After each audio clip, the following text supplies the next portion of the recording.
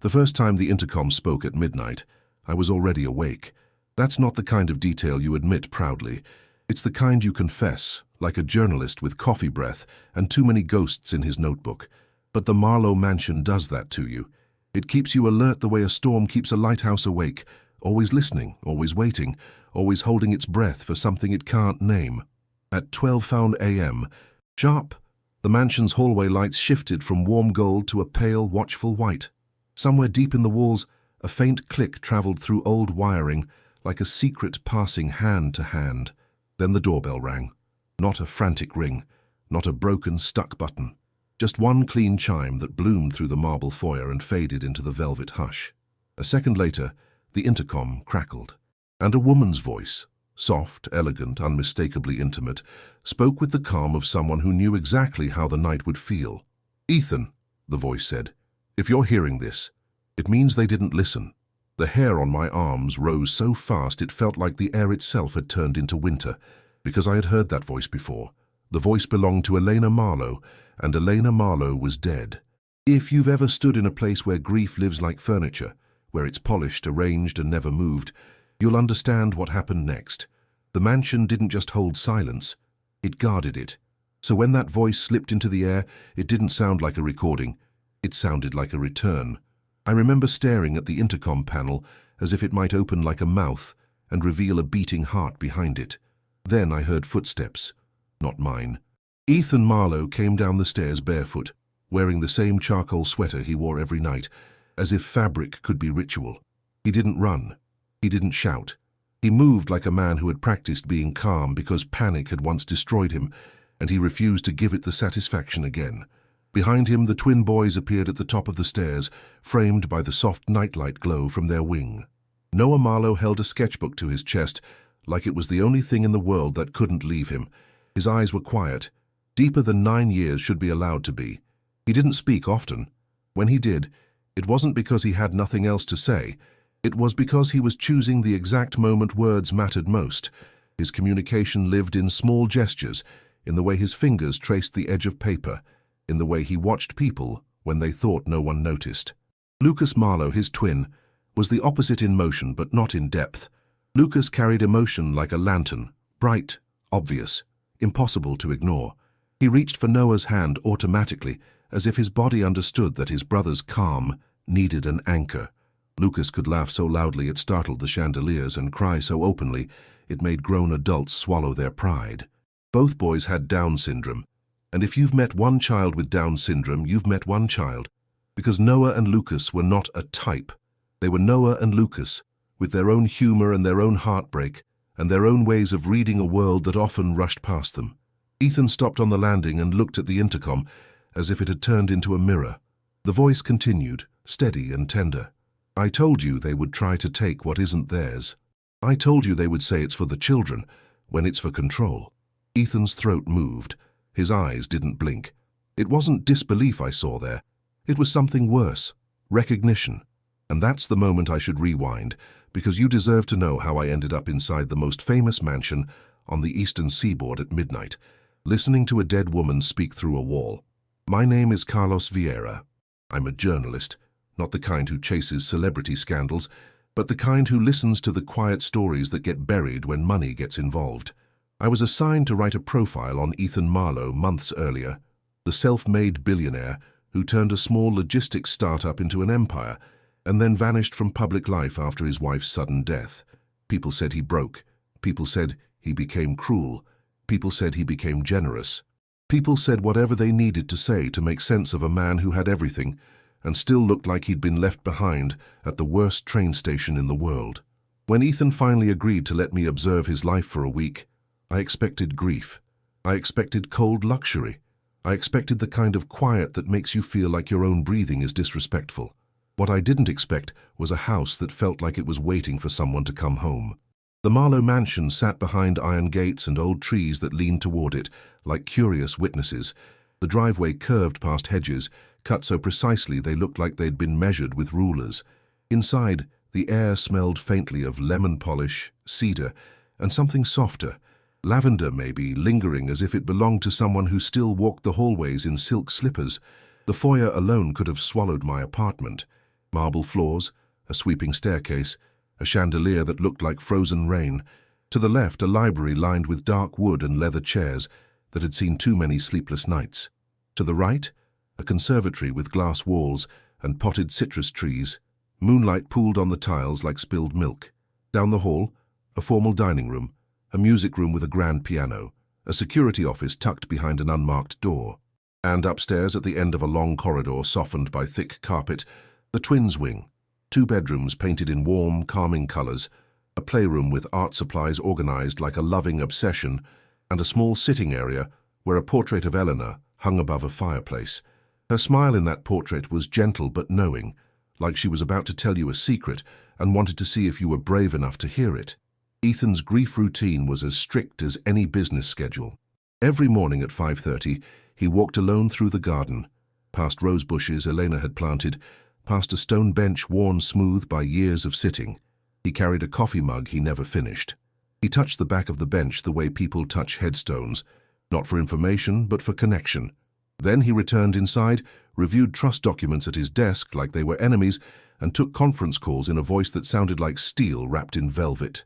At 17, he woke the boys himself, even though staff could have done it. He insisted.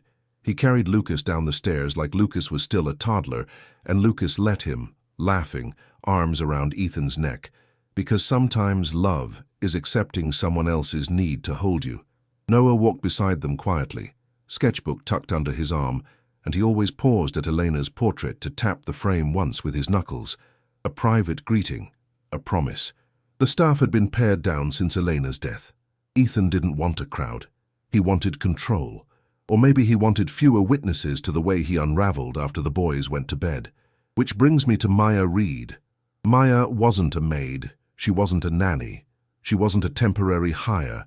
She was officially overnight household manager, a title that sounded polished enough for the Marlowe Trust's paperwork, but simple enough to mean she kept the mansion running when grief made Ethan forget the basics, and she made sure Noah and Lucas had what they needed without being hovered over. Maya was in her early 30s with tired eyes that still held spark, and hands that moved with the efficiency of someone who'd learned to work twice as hard because life never offered her a discount. She had come to the job because she needed it the way someone needs oxygen. Her mother had raised her on faith and thrift, but faith doesn't pay medical bills. Maya's younger sister, Ava, had a heart condition that required constant monitoring. Not dramatic, not sensational, just real, expensive and exhausting. Maya had burned through savings, taken extra shifts, and prayed over overdue notices until they blurred. When Ethan's recruiter offered her a salary that could keep Ava safe and stable, Maya didn't ask for luxury. She asked for hours that allowed her to visit her sister. She asked for health care. She asked for one thing more, quiet enough that no one thought it mattered. I need to know I'll be treated like a person. Ethan had stared at her like he didn't recognize the question. Then, after a long silence, he'd said, "In this house, people either become invisible or they become a problem. Choose carefully." Maya had met his gaze and replied, "I've been invisible my whole life. I'm done with that." That's why she noticed things. She noticed that the portrait of Elena was dusted more often than anything else, like the staff was afraid of the woman in the frame. She noticed the way Ethan flinched when a particular song played on the piano automatically at noon, a setting Elena had programmed years ago. She noticed the way Noah's eyes followed the security cameras, not with fear but with curiosity, like he understood the house watched them and was deciding what it saw. And she noticed the intercom panel. The intercom system was old, installed when the mansion was renovated decades earlier. There were modern upgrades, of course, but the central panel by the foyer staircase was original, brushed metal, small speaker, buttons worn smooth. Maya often stopped near it during night rounds, listening to the faint hum of electricity, as if the house whispered through wires. The night the voice came, Maya was already in the hallway. I know that because I was there too, sleepless, pacing near the library with my notebook, trying to understand how a man could be surrounded by priceless art and still look like the poorest person alive. When the doorbell chimed, Maya's head snapped toward the panel, and I saw something in her expression that wasn't surprise. It was dread. Ethan arrived at the bottom of the stairs and looked at the panel. The boys remained above, peering down like cautious sparrows. "Elena?" Ethan whispered, and it wasn't a question. It was a wound, reopening. The intercom crackled again. "Ethan," the voice repeated, and I watched Ethan's shoulders tense as if he'd been hit by a memory he couldn't dodge. Lucas leaned forward, gripping the banister. "Mom," he called, his voice bright and small. Hope and confusion tangled together like thread. Noah didn't speak. He lifted his sketchbook and began drawing without looking at the page. His pencil moved fast, sure, as if his hand was following a sound. Maya stepped closer to the panel, but not too close, like a person approaching fire. The voice continued. "If this message is playing, then someone has activated the Midnight Protocol." The words were gentle, even as they carried warning. "Listen carefully. This is not the time to be proud. This is not the time to be alone." Ethan's eyes flicked to Maya for half a second, like he didn't want to admit he needed anyone. The voice said, "They will tell you it's for safety. They will tell you you're too broken to lead. They will use my name like a weapon. Don't let them." My journalist instinct screamed, "Recording, prank, hacked system." But the tenderness in the voice was too personal to fake, and the timing, midnight exactly, felt designed, not accidental. Maya's hand drifted toward her necklace, a simple cross. She didn't clutch it dramatically. She just touched it like a grounding point, a silent prayer. The voice softened, and for a moment the mansion felt warmer, as if Eleanor's presence had stepped into the space between us. "Ethan," she said, "go to the conservatory. Under the third citrus tree, you'll find what you promised me you would never ignore again." Ethan's breath hitched. His face tightened like he was fighting between obedience and denial. Lucas called down again, voice trembling now. "Dad, is Mom in the wall?" Ethan looked up at the boys, and the anguish in his eyes nearly made me look away. He forced his voice to be steady. "No, buddy. It's a recording." Lucas's lower lip quivered. He held Noah's hand tighter. "But it sounds like her." Noah lifted his sketchbook, turned it so only Maya could see from where she stood. It was a simple drawing, a small intercom panel with a woman's face floating out of it like smoke. Beneath it, Noah had drawn 3 citrus trees, the third marked with a bold circle. He tapped the circle once with his pencil and then looked at Maya, quietly asking if she saw what he saw. Maya nodded. The intercom crackled one last time. Eleanor's voice became almost a whisper. "And Ethan, if you're still trying to buy your way out of pain, stop, you can't. But you can kneel, you can listen, you can let love lead you again." Then the panel went silent. The chandelier's crystals stopped trembling. The house seemed to exhale. Ethan stood frozen. The boys remained above, eyes wide. And Maya took one step toward Ethan, careful and calm, and said the first words that would change everything. "Sir," she murmured, "someone planned that message, and someone expected you to hear it tonight." Ethan's jaw tightened. "No one gets into my system." Maya didn't argue. She simply said, "Then it came from inside the house." Ethan's gaze shifted toward the conservatory down the hall, moonlight shining through glass like a path laid out. For the first time since I'd arrived, Ethan looked less like a billionaire and more like a man standing at the edge of a cliff, trying to decide whether faith was the bridge or the fall. And as he took his first step toward the conservatory, the mansion's security monitor, mounted discreetly in the foyer, flashed a notification in red. "Legal notice received. Marlowe Family Trust, emergency review, effective immediately." Maya saw it at the same time I did. Her face went pale and she whispered a word that sounded like prayer and warning all at once. "Now!" And Ethan Marlowe, self-made, untouchable, proud, walked into the moonlit conservatory like a man being called to trial by a ghost. He didn't know yet that under that third citrus tree, Elena had buried the truth that could save his sons or destroy him completely. If you've never watched a powerful man try to pretend he isn't scared, let me tell you, it's not impressive. It's heartbreaking.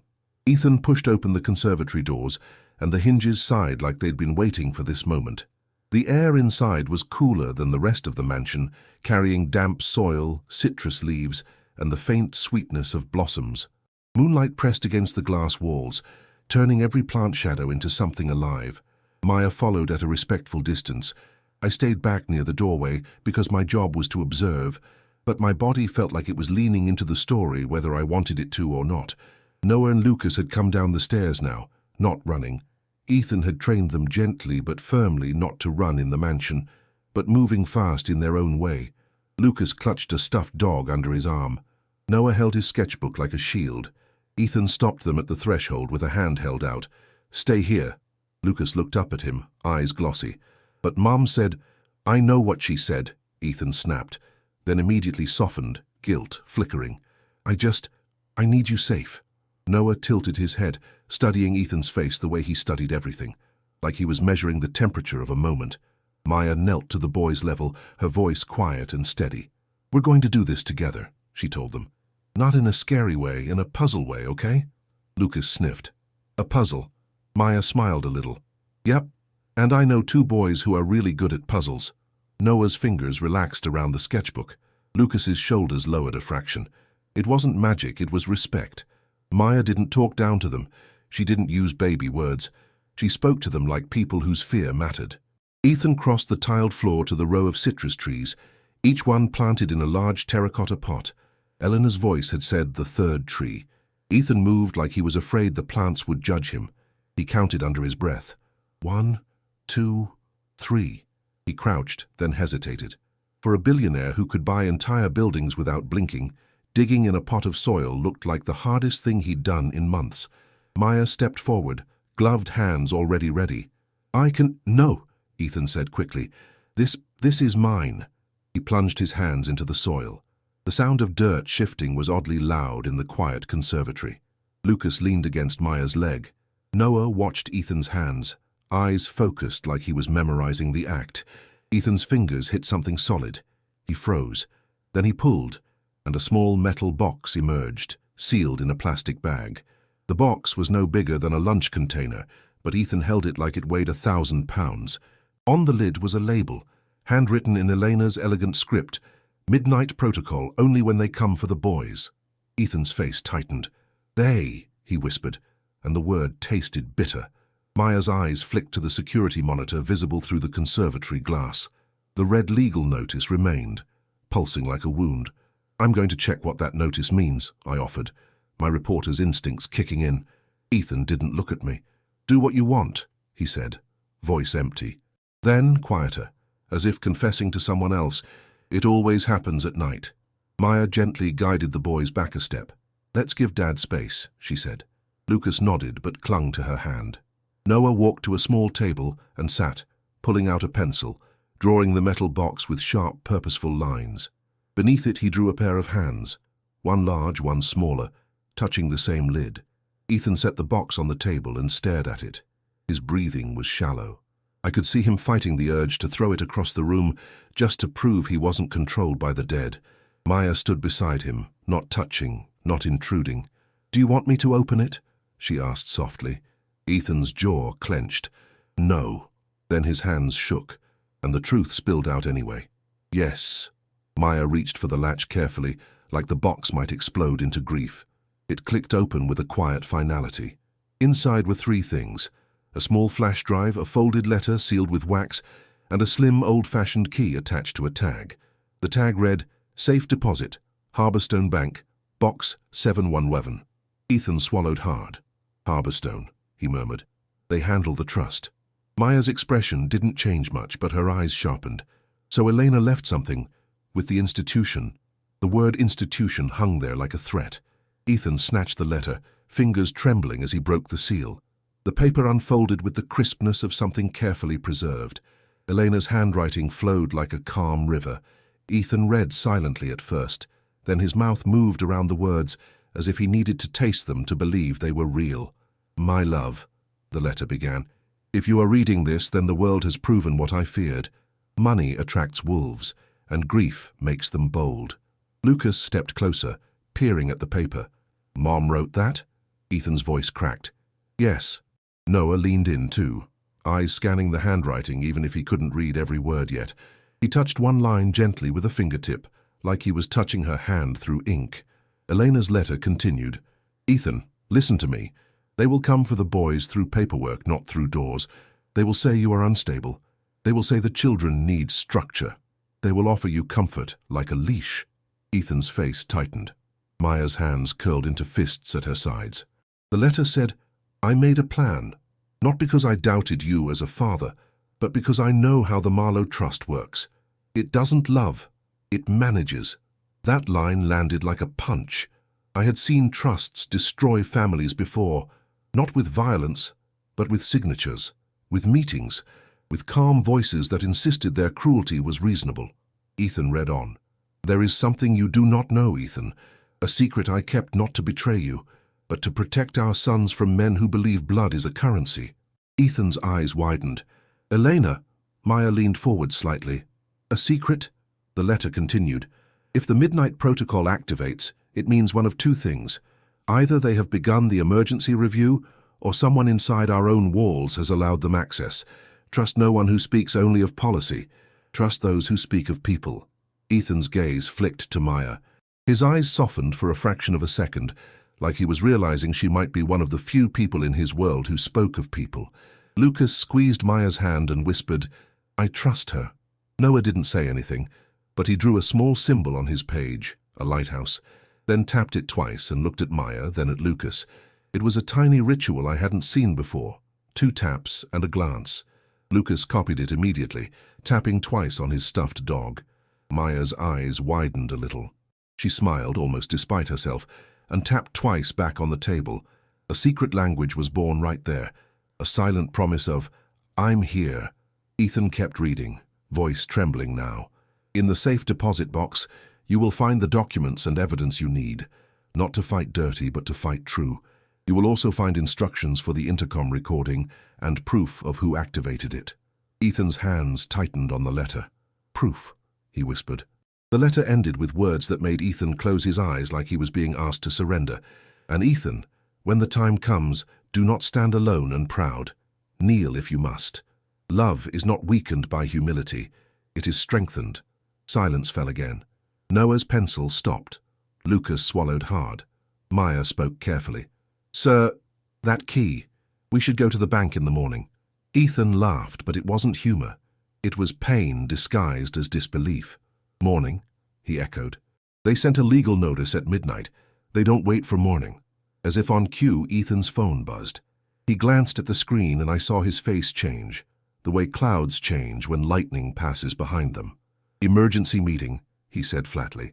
8 a.m. with the trust board and a court-appointed family auditor. Maya's voice stayed calm. What does that mean? It means, Ethan said, and his voice sharpened like a blade, they're going to decide whether I'm fit to manage my own children's lives. Lucas's eyes widened. They can't take us, he said, voice rising with panic. Dad, they can't. Ethan crouched quickly in front of him, hands on Lucas's shoulders. No one is taking you, he said, firm. No one. But when Ethan looked up, his eyes were wet. Noah stepped forward and pressed his sketchbook into Ethan's hands. On the page was the intercom panel, but now Noah had drawn a line from it to the conservatory, then to a bank building with a big number 711 on it. Underneath, he had drawn Maya standing between Ethan and 2 faceless figures holding papers.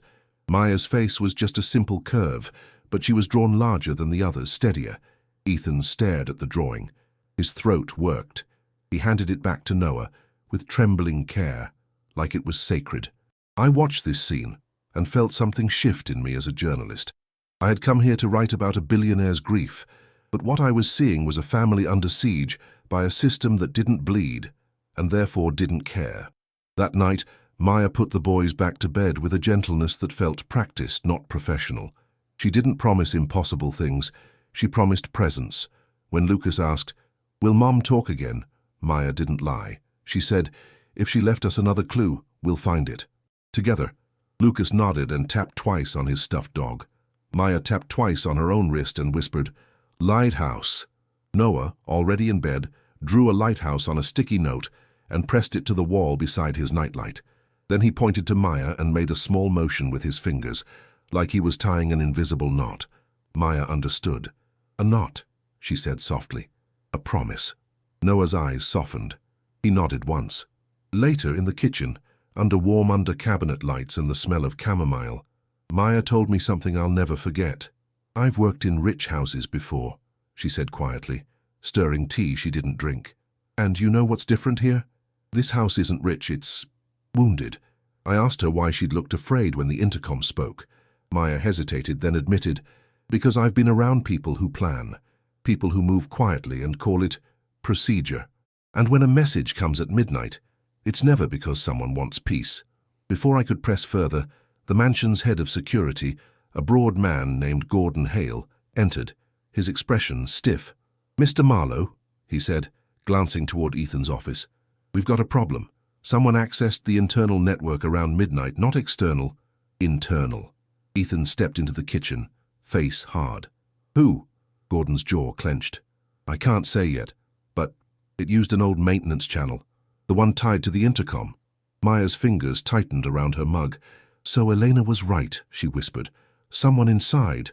Gordon looked at Maya, suspicion flashing. "And who are you again?" Maya lifted her chin.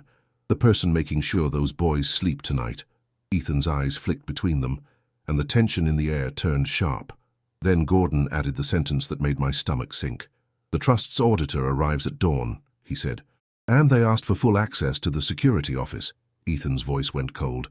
"They're not stepping into my house and taking control." Gordon's reply was careful, heavy. "Sir, legally, if they claim emergency child welfare review, they can compel cooperation." Maya's mouth tightened. "Even if it's not about welfare." Gordon didn't answer. He didn't need to. Ethan looked toward the hallway that led to the security office. The heart of the house is watching. His hands flexed like he wanted to punch a wall and buy his way out of fear. Noah's tiny lighthouse note was upstairs, glowing in the dark, and Elena's key sat on the table, pointing toward a bank that would open at 9. Too late for a system that moved at midnight. None of us knew yet that the next time the intercom spoke, it wouldn't just call Ethan. It would name the traitor inside his own walls. By 3 a.m., now the mansion had settled into uneasy quiet again, but no one was sleeping the way people sleep when they feel safe. Ethan locked himself in his office with the letter and the flash drive. Maya stayed in the hallway outside the twins' rooms, listening to their breathing like it was the only honest sound in the world. Gordon paced between the security office and the foyer, checking cameras the way someone checks locks after a nightmare. And I sat in the library, pages of my notebook blank because I couldn't decide if writing would preserve the truth or betray it. The thing about institutions is that they don't need to be cruel loudly. They can be cruel in conference rooms. They can call it risk management. They can smile while they tighten the net. At 4:12 a.m., Maya's phone buzzed. She glanced at the message and went still. "What?" I asked from the doorway. She showed me the screen. It was a text from an unknown number. "You're in over your head. Leave before morning, they don't lose." Maya stared at the words, then deleted the message with a steady finger. Her voice was calm, but her eyes were stormy. "Someone wants me scared." "Are you?" I asked. Maya's answer came from somewhere deeper than bravery. "I'm tired of being scared." She walked to the twins' sitting area, where Elena's portrait hung. The fire in the small fireplace had burned down to embers. Maya stood beneath Elena's painted smile and whispered, so softly I almost didn't hear her. "Lord, give me wisdom," she said. "Not drama, not revenge, just wisdom." It wasn't performative. It was survival. Later, Ethan emerged from his office with the flash drive in his hand. His face looked older than it had the day before, like he'd spent hours wrestling with a truth he didn't want. "The drive is encrypted," he said tersely. "Of course it is." Maya nodded. Elena would protect it. Ethan's eyes narrowed. Or she would hide it. There it was, the crack in him, the part that still loved her and still felt betrayed by how much he didn't know. "No," Maya said gently. "Hiding and protecting aren't the same." Ethan stared at her. "You don't get to tell me what my wife meant." Maya swallowed, then said something that surprised even me. "Sir, I'm not telling you what she meant. I'm telling you what she did. She left a plan for your sons. That's love, even if it's messy." Ethan's nostrils flared. For a second I thought he might lash out, but then his shoulders sagged like the fight left him. "I don't know how to do this without her," he admitted, voice raw. Maya didn't rush to comfort him. She simply said, "Then we do it one piece at a time." Ethan's phone buzzed again. He glanced and muttered, "The auditor's car just entered the gate." It was still dark outside. Dawn hadn't even softened the sky. Gordon hurried in. "They're early," he said. "And they brought private counsel." Ethan's jaw clenched. "Of course they did." Maya's mind moved quickly. "We need the safe deposit box," she said. "But the bank won't open in time." Ethan's eyes flashed. "I can make it open." Maya's gaze held his. "With money?" Ethan stiffened. "With influence?" Maya's voice stayed quiet. with pressure. And that's exactly how they operate. If we win by force, they'll say you're abusive with power. Ethan looked like he wanted to throw the key across the room. Instead, he pressed it into his palm so hard his knuckles whitened. Noah appeared then, silent, in pajama pants covered in tiny stars. He walked to Maya and tapped twice on her wrist. Lighthouse. Lucas followed, rubbing his eyes, stuffed dog dragging behind him. He saw Ethan's face and immediately reached for him. "Dad," Lucas said, voice thick with sleep and emotion. "Your eyes look sad again." Ethan crouched and hugged him, closing his eyes like Lucas's small body was the only thing holding him together. Noah stood a step away, watching, then reached into his sketchbook and tore out a page. He offered it to Ethan. It was a drawing of a door with a large lock. On one side of the door stood Ethan alone, shoulders heavy. On the other side stood Noah, Lucas and Maya, hands joined, holding a lantern shaped like a lighthouse. Underneath, Noah had written one word, in careful, shaky letters, "Together." Ethan stared at it. His throat moved like he was swallowing pride. "Okay," Ethan whispered. "Together." At 6 a.m., the other front doors opened to the Marlowe Trust's representatives. A woman in a tailored suit with a clipboard like a weapon, a man with a slim laptop bag and a smile that never reached his eyes, and behind them, a court-appointed family auditor who introduced himself with the kind of polite tone that pretends it isn't carrying authority. "Mr. Marlowe," the suited woman said, "I'm Meredith Dallow, counsel for the Marlowe Family Trust Oversight Committee." She made it sound like a charity. "We received an emergency trigger in the trust structure," she continued, glancing around the mansion like she was inspecting merchandise. "We're here to ensure the welfare provisions are properly executed." Ethan's voice was icy. "My children are well." Meredith smiled thinly. "Of course, this isn't personal. It's procedural." Maya's jaw tightened at the word. Procedure. The way Eleanor had warned. The auditor, Mr. Kinsey, looked at the boys with a practiced expression of concern. "Hello, Noah." "Hello, Lucas. We're just going to ask a few questions, all right? Simple things." Lucas stepped closer to Ethan. Noah stepped closer to Maya, eyes sharp. Maya crouched slightly and whispered, "2 taps, Lighthouse." And Noah tapped his sketchbook twice. Lucas tapped his stuffed dog, a quiet ritual that said, "We're not alone." Meredith's eyes narrowed, noticing the closeness.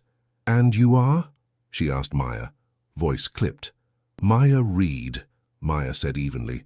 "Overnight household manager." Meredith's smile sharpened. "Interesting. We weren't informed of new hires." Ethan's voice snapped. "I don't need your permission to hire staff." Meredith lifted her hands as if calming. "No one is accusing you, Mr. Marlowe. We are simply ensuring proper oversight. The trust exists to protect assets and dependents." "Children?" Maya said quietly. Meredith glanced at her.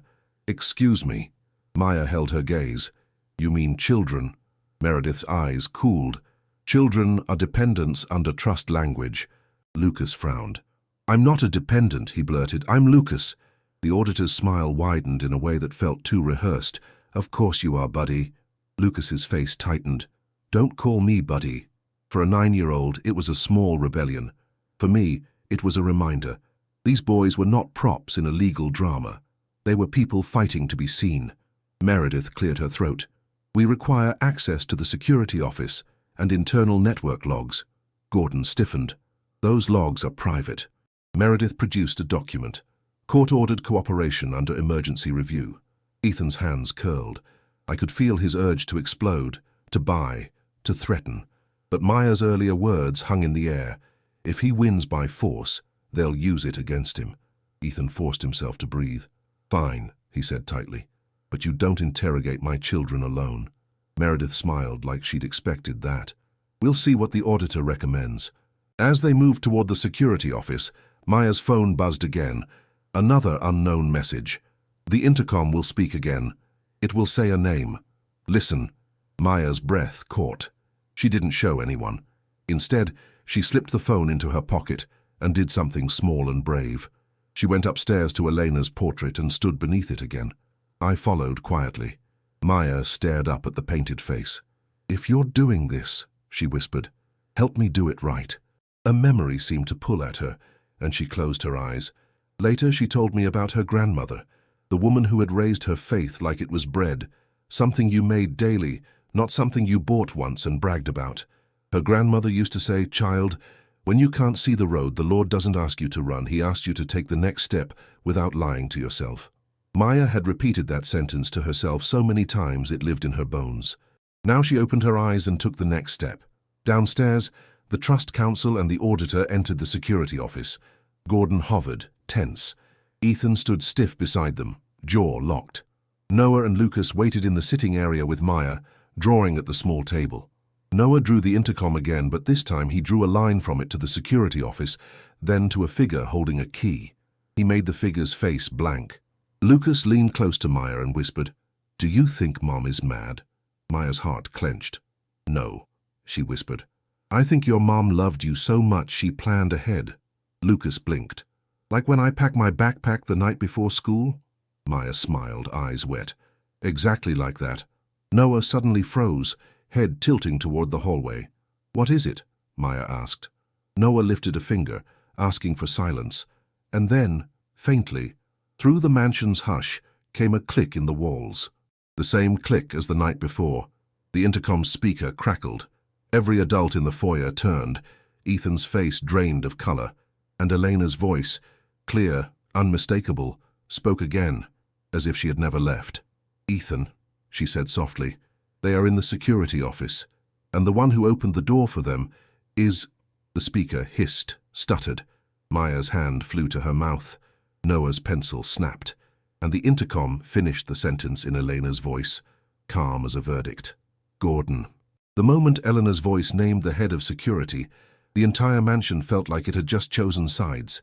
If the truth had a sound, it would be the silence that followed Elena saying, "Gordon." No one moved for a heartbeat. The trust council's face flickered with surprise. Real surprise, not rehearsed. The auditor's eyes widened slightly, then narrowed, calculating. Ethan's gaze locked onto Gordon like a door slamming shut. Gordon's mouth opened, but no words came out at first. He looked offended, then frightened, then furious, as if a dead woman had insulted him in public. "This is a setup," Gordon barked. "That intercom is old. Anyone inside," Maya said quietly, and it wasn't accusation. It was logic. Gordon swung toward her, face flushing. "You don't know anything about this house." Noah stood suddenly, small body rigid, eyes fixed on Gordon. He didn't speak, but he lifted his sketchbook and held it out, not to Gordon, but to Ethan. On the page, Noah had drawn a camera in the corner of the hallway. Beneath it, he had drawn Gordon's face and the trust council's clipboard connected by a thin line. Then, in the corner, he had drawn the intercom button being pressed by a hand with a ring. The ring was detailed. Noah had noticed it. Ethan's gaze dropped to Gordon's hand, and there it was. A ring Ethan hadn't paid attention to before. A dark band with a small crest, the kind worn by men who like symbols of authority. Ethan's voice was low and lethal. "Take it off." Gordon scoffed. "Excuse me?" "The ring," Ethan repeated. "Take it off. Now." Gordon's eyes darted to Meredith Dallow. Meredith's lips pressed into a thin line. She said nothing. That silence told me everything. The institution was comfortable letting Gordon burn if it protected the system. Gordon's face hardened. "You can't order me like I'm—" Ethan stepped closer, and the air around him turned cold. "In my house, you can. Take it off." Gordon's jaw worked. Slowly he slid the ring from his finger. Under the ring, a faint indent marked skin that had worn it a long time. Noah pointed at the ring, then at the intercom panel, then made a small motion with his fingers, like turning a key. Maya's eyes widened. "Noah thinks that ring triggers something," she whispered. Meredith laughed sharply. "We are taking operational advice from a child's drawing now?" Lucas snapped, voice loud with emotion. "He's not just a drawing, he's Noah." The room froze again. Lucas's cheeks reddened, his eyes filled, but he stood his ground. "Noah sees things. He always sees things." Ethan looked at Lucas, then Noah, then Maya. His face softened briefly. Then he turned back to Gordon with renewed force. "Gordon," Ethan said, "did you access the intercom maintenance channel last night?" Gordon's eyes flashed. "I maintain the system. That's my job." "Did you?" Ethan repeated. Gordon's breath came fast. "Yes," he snapped. "Because there was a security anomaly I was investigating." "And did you notify me?" Ethan asked. Gordon's silence was answer enough. Meredith cleared her throat. Mr. Marlowe, this is irrelevant to the Trust's review. Ethan whirled on her. Everything about my house is relevant when you bring legal strangers into it at dawn. The auditor raised his hands. Let's remain calm. Maya's voice cut through, steady. The intercom is playing recordings tied to the midnight protocol. Eleanor said it would activate if someone opened access from inside. The logs will show who did it. Meredith's eyes narrowed. And how would you know that, Ms. Reed? Maya held her gaze. Because Elena told us. And because your committee sent a notice at midnight. Meredith's smile tightened. We sent a notice because the Trust requires immediate response. Lucas stepped forward, trembling but brave. You talk like robots, he said, and the innocence of the insult made it devastating. You don't talk like moms. Ethan's throat moved. He looked like he wanted to wrap Lucas in his arms and hide him from the world, but he forced himself to stand, because hiding never saved anyone. Gordon turned toward the security office door. This is absurd, he muttered. I won't be accused by... He reached for the door handle, and Maya saw it, a small keypad beside the doorframe, one that required a code and a physical token. Gordon's ring had a matching crest to the token slot. Maya's mind clicked into place. The ring wasn't just a ring, it was a key. Elena said the safe deposit box has proof of who activated the intercom, Maya said quickly. But we can't get to the bank yet. We need proof now, before they twist this. Ethan's eyes flashed. The logs. Gordon, open the logs. Gordon laughed, sharp. You think I'm going to hand you anything so you can spin a ghost story? No. Meredith stepped forward smoothly. Mr. Marlowe, perhaps we should continue the review in the proper setting. This is becoming a mess, Ethan finished, voice thick. Yes, because you made it one. Maya's phone buzzed again. One more unknown message. The chip is in the attic panel, above the intercom line before they erase it. Maya's breath caught. The attic, the old wiring, the chip. She looked toward the staircase leading upward, then toward Ethan, then toward the Trust Council watching like a hawk. There was no time to debate, no time to ask permission. Maya leaned down to Noah and Lucas. Lighthouse, she whispered. 2 taps. Noah tapped twice, eyes focused. Lucas tapped twice, clutching his stuffed dog. Maya squeezed their hands gently. Stay with Dad. Okay? You are safe. I'm just going to get something. Lucas's eyes widened. Don't go alone. Maya forced a smile. I'm not alone, she whispered, touching her cross. I'm covered. Then she moved, quick but controlled, up the stairs. I followed, because something in my gut told me the story's hinge was about to swing. Behind us, Ethan's voice rose, angry and commanding. Gordon, do not move. If you leave that room. But Gordon moved anyway, and the Trust Council's posture shifted subtly, like this was part of the plan. Create chaos, then claim Ethan couldn't handle it. Maya reached the second-floor hallway. The mansion's attic access panel was tucked behind a tapestry near the library balcony. An old design quirk, the kind rich houses have because someone once thought it was charming. Maya found a small stepladder in a closet and opened the panel. A rush of cooler air spilled down, smelling of dust and old wood. Here's where I need to be clear for what comes next. There was no danger to children here. Noah and Lucas were with Ethan, in the open, surrounded by adults, safe in the sitting area. The risk was Maya's alone, an adult making a choice to protect the truth. Maya climbed carefully, one rung at a time. Her hands shook slightly, but her movements were steady. She wasn't reckless. She wasn't dramatic. She was determined. In the attic, the mansion felt different, less polished, more skeletal. Wooden beams, insulation, thick bundles of old wires running like veins. A small junction box sat above where the intercom panel would be below. Maya's phone light shone over labels and taped notes. She whispered a prayer under her breath, not loud enough to be a speech, just enough to keep her heart from running away. God, don't let me do this wrong, she breathed. She found the junction box and opened it with a screwdriver from her pocket. She'd carried one since her first week, because broken things always happened at night. Inside, taped to the underside of the box, was a small black chip, clean, newer than the surrounding wires. Maya inhaled sharply. Found you, she whispered. Behind us, footsteps pounded up the stairs. Maya! Gordon's voice roared, closer than it should have been. Maya's body tensed. She didn't panic. She moved faster, peeling tape carefully, sliding the chip into her palm. Gordon's head appeared at the attic opening, eyes wild. "What are you doing?" he snarled. Maya held up the chip. "Keeping you from erasing the truth." Gordon climbed up one rung, face twisted. "Give me that." Maya's voice stayed calm, but her eyes were fierce. "No." Gordon lunged upward, reaching. Maya instinctively shifted back, keeping her balance, not making any sudden movements. The ladder wobbled slightly beneath Gordon's weight. My heart slammed against my ribs.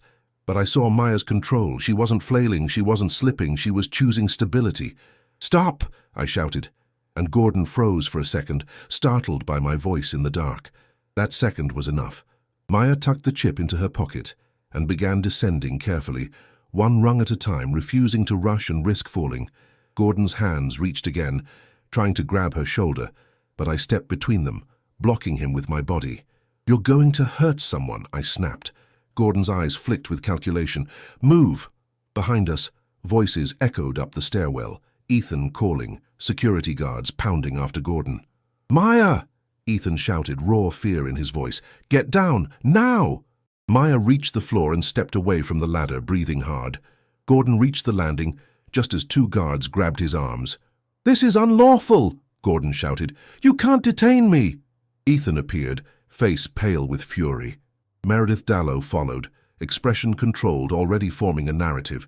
Ethan's gaze locked on Maya. "Are you okay?" Maya nodded. "I found it," she said, voice shaking slightly now that adrenaline loosened her control. "A chip. It's recording playback, tied to the intercom. Someone planted it." Meredith's eyes narrowed. "That's an allegation." Maya met her gaze. "It's evidence." Downstairs, Noah and Lucas's voices echoed faintly. Lucas calling for Ethan, Noah's quiet footsteps. Ethan looked like he wanted to rush to them, but the system was pressing in. Meredith stepped closer. "Mr. Marlowe," she said smoothly, "this chaos reinforces our concern. Your staff is compromised. Your household is unstable.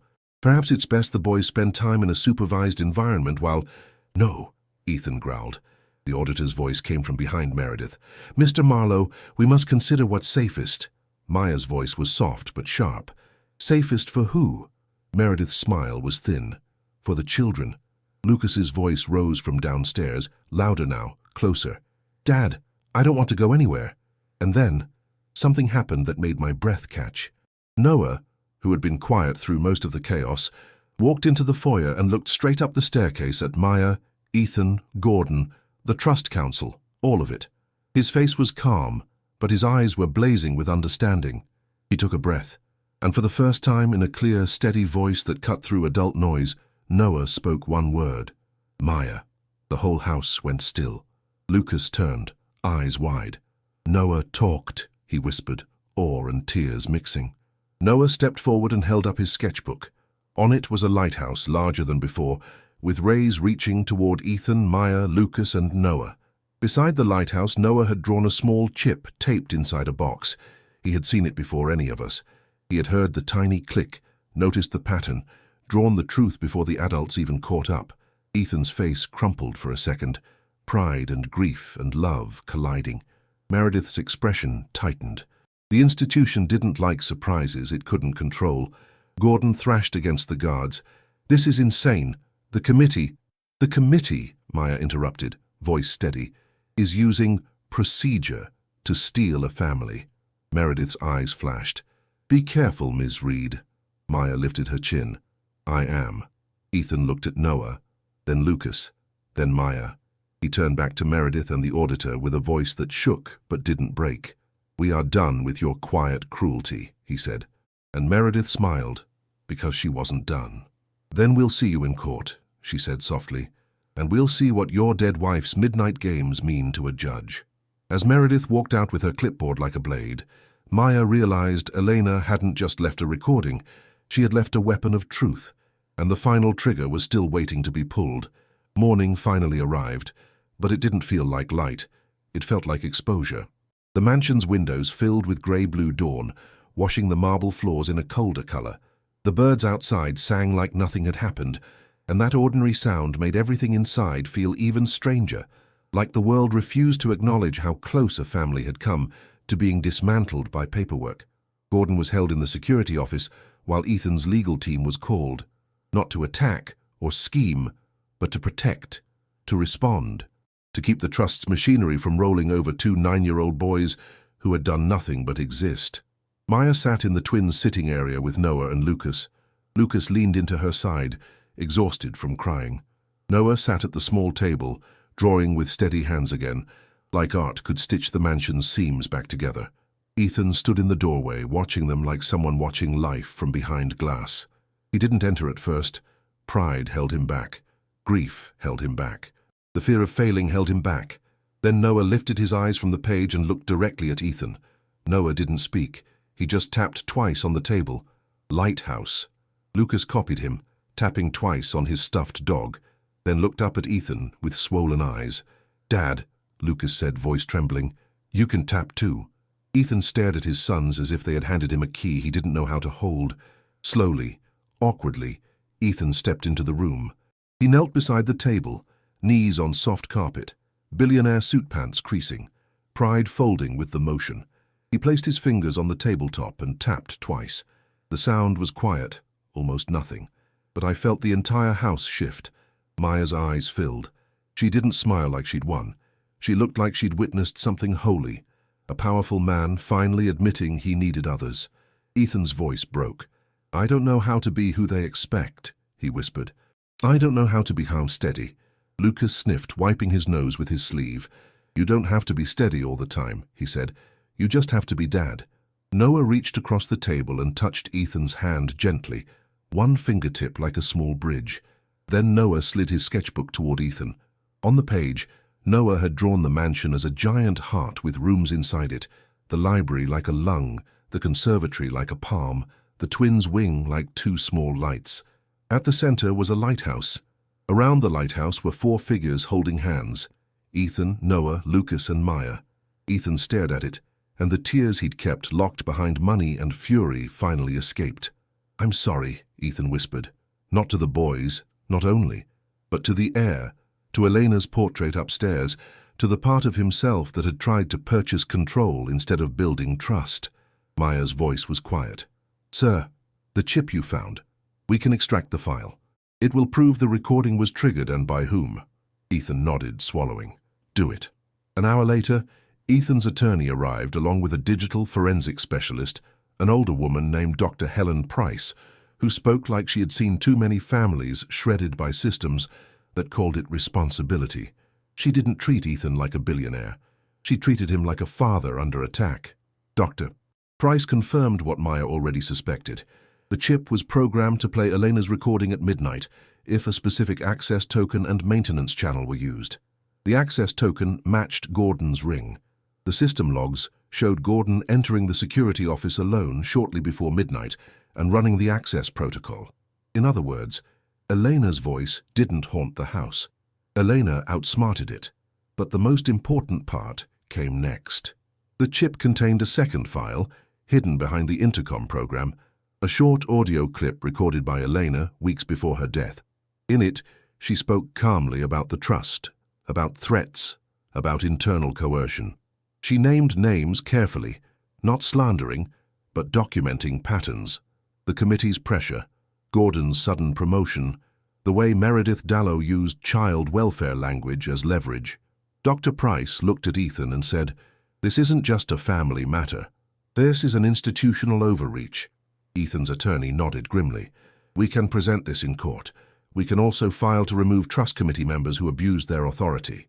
Ethan's shoulders trembled. He looked like he was holding back rage the way people hold back nausea.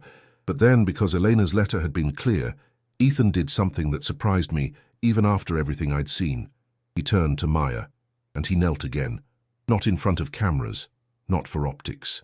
In the quiet of his own security office, where money usually made people stand straighter, Ethan Marlowe lowered himself and looked up at the woman who had climbed into his attic for the truth. "I misjudged you," he said, voice thick. "I treated you like staff, like you were replaceable."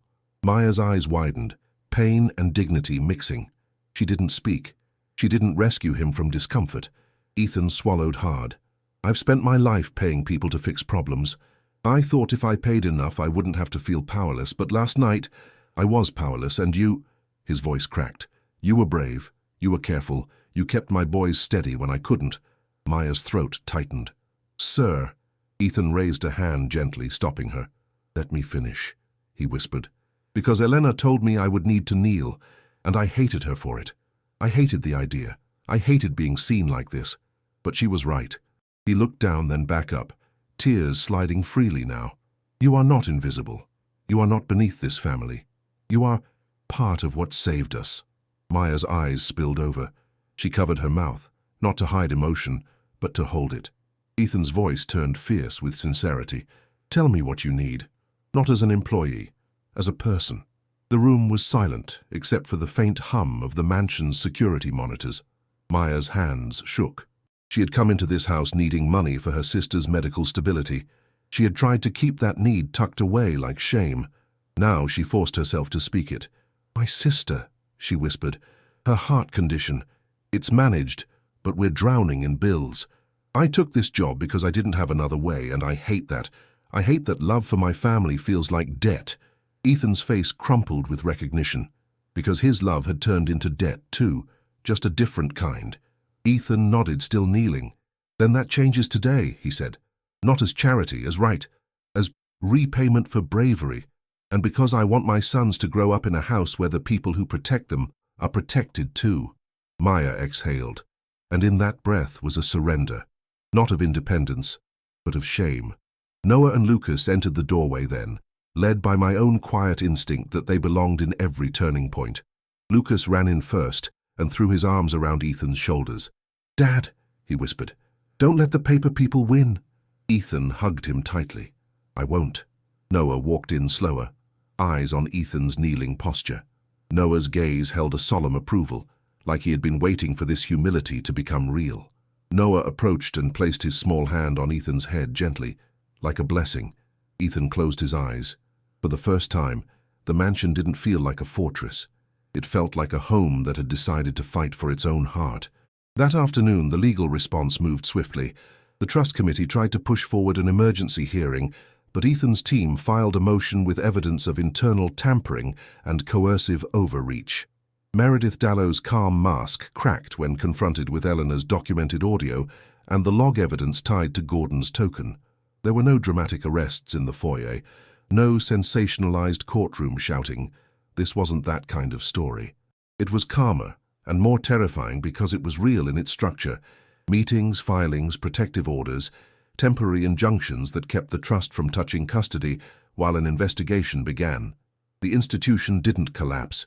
It was forced to pause, to answer, to be seen. Gordon was removed from his position pending investigation. He shouted about loyalty and betrayal, but loyalty that sells a family isn't loyalty. It's transaction. Meredith left with her briefcase, and her chilled smile faltering. The system had met something it didn't expect. A dead woman's careful planning, a child's sharp noticing, and a hero who refused to be intimidated. That night, after the house calmed, Ethan gathered Noah and Lucas in the music room. The grand piano sat in the corner like a quiet witness. Elena used to play it in the evenings, the sound drifting through hallways like comfort. Ethan hadn't touched it since she died. Now he sat on the bench, hands hovering over keys as if afraid of waking grief. Lucas climbed beside him. Play the one she played, Lucas whispered. Ethan shook his head, eyes wet. I can't. Noah stepped forward and placed a sheet of paper on the piano, one of his drawings. It showed a simple melody line, not perfect notes, but a pattern of up and down, like the rhythm of breathing. Noah pointed to Ethan's hands, then to the keys. Ethan stared at Noah, and something softened. He pressed one key, then another. The notes were hesitant, imperfect, but alive. The music filled the room gently, not like a performance, but like a conversation with someone who wasn't there. Maya stood in the doorway watching, tears on her cheeks. She tapped twice on her wrist. Lighthouse. Lucas saw it and tapped twice on the piano lid, giggling through tears. Lighthouse music, he whispered. Noah drew a small lighthouse in the corner of the page and slid it toward Ethan. Ethan kept playing, voice low. Eleanor, he whispered. I'm trying. Noah stepped closer, listening with his whole body. Then he did something that made every adult in the room freeze. Noah leaned his head against Ethan's chest. Ethan's hands stopped on the keys. He looked down, stunned. Noah closed his eyes, listening. Lucas watched, breath held, as if he understood something sacred was happening. After a long moment, Noah lifted his head and looked up at Ethan with eyes full of gravity and love. And Noah spoke, clearly, gently, like the truth was simple. "Dad," Noah said, "I can hear your heart." Ethan's breath shattered. He pulled Noah and Lucas into his arms, holding them like he was finally allowed to be human again. Later, in Elena's safe deposit box, accessed properly, legally, with counsel present, Ethan found the final piece, a letter addressed not to him, but to Maya. Maya's hands trembled as she opened it. Elena wrote, "If you're reading this, Maya, it means you chose courage over fear. Thank you. Your mother once saved me when no one else would. I never forgot. I couldn't give her back what she lost, but I can make sure you are not alone now. Protect my boys and let Ethan learn that love is not purchased. It is practiced." Maya sank into a chair, sobbing quietly. Ethan read over her shoulder, eyes widening. "Your mother?" he whispered to Maya. Maya nodded, wiping tears. "She used to work for Elena years ago. She never talked about it much, only said Elena was a woman who planned like she prayed, quietly, daily." Ethan exhaled, awe and grief mixing. Elena had woven people together long before Ethan understood he needed them. The mansion, in its marble and wood and glass, felt less like a monument to loss and more like a living testimony, a home that had survived midnight. Now as I write this, I'm left with the image that won't leave me. Ethan Marlowe kneeling, admitting worth to someone the world would have overlooked, and two boys tapping twice like a lighthouse turning on. Because maybe that's what families are. Not just blood, but signals in the dark. And maybe the most impossible thing isn't a voice on an intercom. Maybe the most impossible thing is a proud man learning to listen. If you've ever felt like a system tried to decide your life for you, if you've ever felt invisible until someone saw you, I want to ask you something. What would you do if love demanded humility from you? Would you kneel or would you keep standing until you broke? If this story moved you, share your thoughts in the comments and tell me, do you believe Elena's midnight message was fate or simply love planned ahead? And if you want more stories like this, stories that remind us we're not alone, leave a like and subscribe so you don't miss the next one. Because somewhere tonight in some quiet house, a light is still tapping twice, waiting for someone brave enough to answer.